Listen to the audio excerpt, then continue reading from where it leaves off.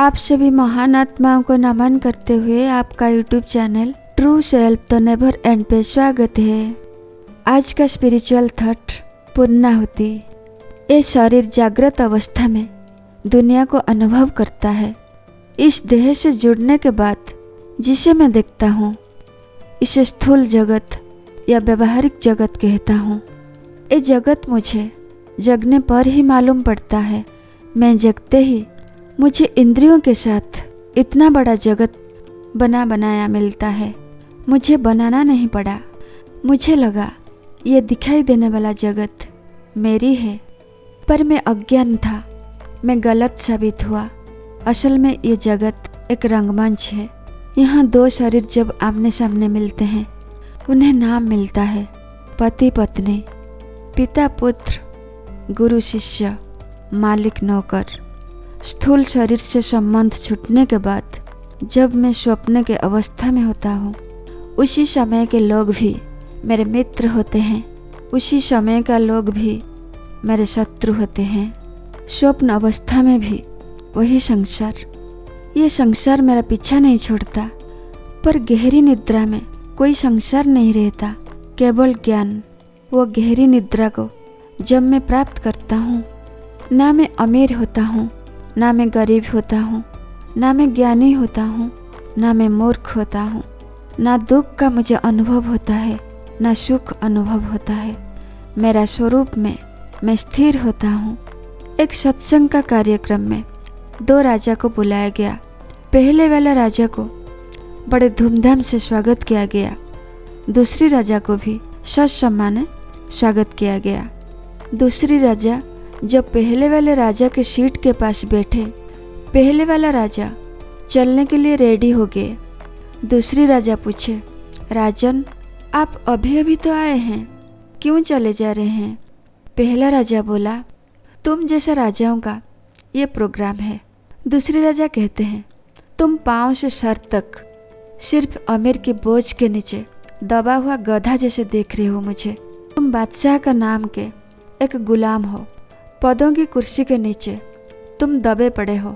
मूर्खों को दिखता होगा तुम कुर्सी के ऊपर बैठे हो, पर समझदारों से पूछो तुम पद के ऊपर बैठे हो या पद तुम्हारे ऊपर बैठा है।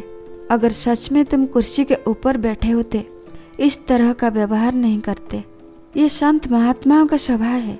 यहाँ शास्त्र ज्ञान, आत्मज्ञान और योग विज्ञान का चर्चा होता है। यहाँ पद प्रतिष्ठा का नीलामी नहीं होता है। अगर तुम संत महात्माओं के साथ अपने आप को बराबरी करने आए हो, तुम यहाँ से जा सकते हो। असल में पद प्रतिष्ठा, ज्ञान, संपत्ति तुम जैसे लोगों का खोपड़ी में होता है। तुम्हारे खोपड़ी में पहले से अहंकार रूपी नागिन बैठा है। पद, संपत्ति, ज्ञान, सम्मान मिलते ही संसार में डंक मारना शुरू कर देते हो। कहीं गधे के ऊपर धन तो नहीं लदा है? अगर पद, सम्मान या कुर्सी छूटने का तुम्हें डर है तो तुम गधा हो, अगर ना हो तो तुम बादशाह हो। दूसरी राजा कहते हैं, तुम संसार को यहाँ क्यों ले आए? धन, सम्मान, पद, प्रतिष्ठा, ज्ञान होना अच्छा बात है, कम से कम विचारों में नहीं होना चाहिए। लोगों के पास जितना धन होता नहीं, ख्यालों में वो ज़्यादा धनी दिखाई पड़ते हैं।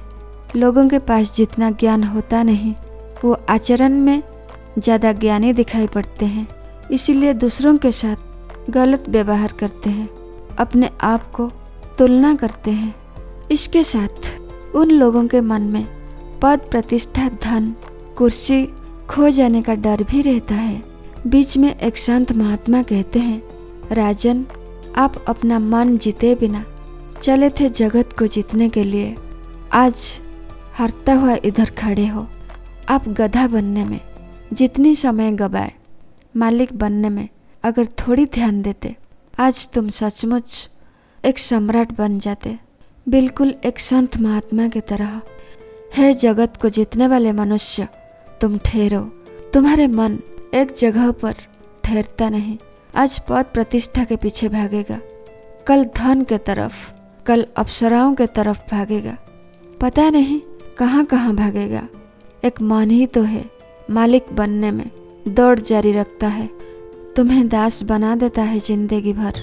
तुम जगत का खेल को समझ ना पाते। जब मन एक बंदर की तरह भगता है, तुम रोते रहते हो। तुम्हें लगता था सब तुम्हारा, तुम मालिक हो, पर होता कुछ नहीं। तुम खाली हो, तुम शून्य हो। वही शून्य को समझ लिया तो शरीर रूपी पिता को जान लिया, शरीर रूपी भाई को भी जान लिया, शरीर रूपी पत्नी पुत्र को भी जान लिया। कोई दुख ना रहेगी, ना ज्ञानी ना मूर्ख, ना अमीर ना गरीब। अगर तुम सचमुच एक सम्राट के तरह रहना चाहते हो, धन पद प्रतिष्ठा कुर्सी ज्ञान को विचारों में पालना छोड़ दो। राजा जनक जी उनका गुरु ऋषि अष्टावक्र जी से मिलने आते थे। ऋषि अष्टावक्र जी को सिर्फ राजा जनक जी का प्रतीक्षा रहता था, पर उनका शिष्यों के मन में कहीं ना कहीं ये विचार था, ऋषि अष्टावक्र जी राजा जनक जी को क्यों इतना प्यार करते हैं। ये बात ऋषि अष्टावक्र जी को पता चला। एक दिन राजा जनक जी ऋषि अष्टावक्र जी का आश्रम में बैठे हैं। उनका गुरु ऋषि अष्टावक्र जी ध्यान में बैठे हैं। उनका द्वारपाल भागता हुआ आया और बोला, राजन, आपका महल में आग लग गई है। राजर्षि जनक उनका द्वारपाल से कहते हैं, गुरुजी अभी ध्यान कर रहे हैं। गुरुजी जब ध्यान से उठेंगे हम उनसे मिलकर आएंगे। ना कोई नेगेटिव रिएक्शन उनका चेहरे पे दिखाई पड़ा। आश्रम का कार्यक्रम जैसे चलना था चला। लौटने के टाइम में एक शिष्य ने राजर्षि जनक से पूछा, आपका महल में आग लगा है, आपका मन में कोई चिंता नहीं? आपसे ज़्यादा आपका द्वारपाल परेशान था। राजा जनक जी कहते हैं, जिसे दुख लगता है, जिसका दौलत था, वो था मन।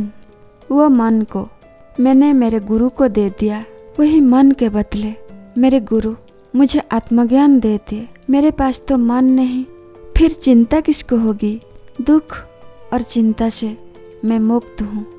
रही बात आग की, आग का काम है जलाना। आग के सामने कोई भी आ जाए वो जल जाएगा। पर मेरा शरीर आग, पानी, मिट्टी, वायु, आकाश नामक 5 तत्वों से बनी है। एक तत्व आग अपना स्वभाव छोड़ता नहीं, पर मैं 5 तत्वों का मालिक हूँ। मेरा स्वभाव कैसे बदल दूँ? जो शिष्य राजा जनक जी से जलता था, उसे बहुत बड़ा लेसन मिला। राजा जनक जी को उनका गुरु ऋषि अष्टावक्र जी क्यों इतना प्रेम करते थे? इसका 2 कारण था। एक है वो राजा कम थे, ऋषि ज़्यादा थे, और उनका मन को अपना गुरु को दान दे दिए थे। इसी तरह श्री कृष्ण जी हो या राजर्षि जनक जी हो या गुरु नानक जी हो, सम्राट चंद्रगुप्त हो या नेपोलियन, सामाजिक दृष्टिकोण से ये लोग सब अमीर थे, पर संत महात्मा की तरह ये लोग जीवन जीते थे। ये लोग एक एक कर्म योगी, ज्ञान योगी थे। अखंड भारत में धर्म स्थापना करके सच्चिदानंद स्वरूप को प्राप्त किए थे। अपना अहंकार को पुण्याहुति देकर धर्म स्थापना करके अमर हो गए। अगर ये वीडियो आपका अच्छा लगा, like, share, comment and subscribe कीजिए। धन्यवाद।